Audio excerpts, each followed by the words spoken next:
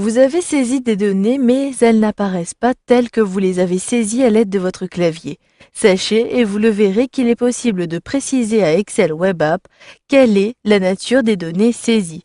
Ici, vous le voyez, j'ai une base de données avec différentes informations, et notamment des dates de naissance que j'ai saisies, mais qui apparaissent sous forme ici en chiffres. Je vais donc préciser à l'application qu'il s'agit de dates. Il en va de même. J'ai saisi la valeur des achats de mes clients. Ces éléments n'apparaissent pas avec des euros ou des dollars. Vous allez avoir également le même problème pour l'affichage en pourcentage. Je commence donc par sélectionner ma colonne D. Pour préciser à Excel Web App qu'il s'agit de date, je vais et rendez-vous dans l'onglet Accueil du ruban. Depuis le groupe Nombres, je peux choisir le format des nombres. Je clique donc à cet endroit-ci et vous le voyez, vous avez plusieurs formats, soit général, nombre, vous allez avoir également des devises. S'il s'agit d'éléments comptabilité, vous pourrez le préciser. Et là, j'ai deux possibilités pour les dates, date courte ou date longue. Je commence par les dates longues. Si je clique à cet endroit-ci, je retrouverai ainsi les dates. Mais comme ces éléments sont trop longs, je dois réajuster la colonne et la largeur de la colonne des dates de naissance. Je double-clique au niveau de l'entête pour faire apparaître ces dates longues, mercredi 14 juillet, etc. Et si par contre je désire avoir uniquement des dates courtes, je clique à cet endroit-ci et je ne vais plus avoir le détail de chacune des dates. Je n'ai plus le jour et notamment le mercredi ici pour le 14 juillet 1982.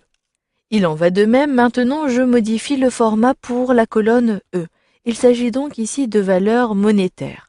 Je dois donc préciser toujours depuis le même menu déroulant de la devise. Comme j'utilise une version française d'Excel Web App, je vais donc avoir par défaut euro. Je clique donc à cet endroit-ci et vous le voyez, automatiquement, mes éléments apparaissent bien en euros avec même les décimales. Pour préciser maintenant le pourcentage à droite, il en va de même. Je sélectionne le menu déroulant et toujours tout en bas, cette fois-ci, je vais retrouver pourcentage. D'ailleurs, vous pouvez choisir plutôt des fractions, des éléments, des chiffres scientifiques ou même uniquement que du texte. Ici donc, je sélectionne le pourcentage et j'ai bien un pourcentage avec deux décimales. J'ai bien 2,29 et ainsi de suite. Si j'utilise la barre de défilement, tous ces éléments ont bien été réajustés. Mais ici surtout pour la colonne E, mes valeurs sont précisées avec des décimales. Et ici, il s'agit d'achats avec des chiffres ronds, des chiffres entiers notamment.